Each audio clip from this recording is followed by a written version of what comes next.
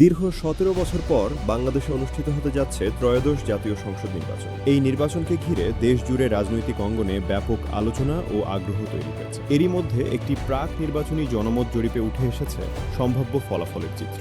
জরিপে দাবি করা হয়েছে আসন্ন নির্বাচনে জামায়াত নেতৃত্বাধীন জোট এবং বিএনপি নেতৃত্বাধীন জোটের মধ্যে হবে তীব্র প্রতিদ্বন্দ্বিতা। জরিপ অনুযায়ী জামায়াত নেতৃত্বাধীন ১১ দলীয় জোট ১০৫টি আসনে জয় পেতে পারে। অন্যদিকে বিএনপি নেতৃত্বাধীন জোট ১০১টি আসনে জয়ের সম্ভাবনা রাখছে। এছাড়া বাকি ১৯টি আসন অন্যান্য দল ও স্বতন্ত্র প্রার্থীদের মধ্যে ভাগ হয়ে যেতে পারে। প্রায় ৭৫টি আসনে হাড্ডাহাড্ডি লড়াই হওয়ার আশঙ্কা করা হচ্ছে।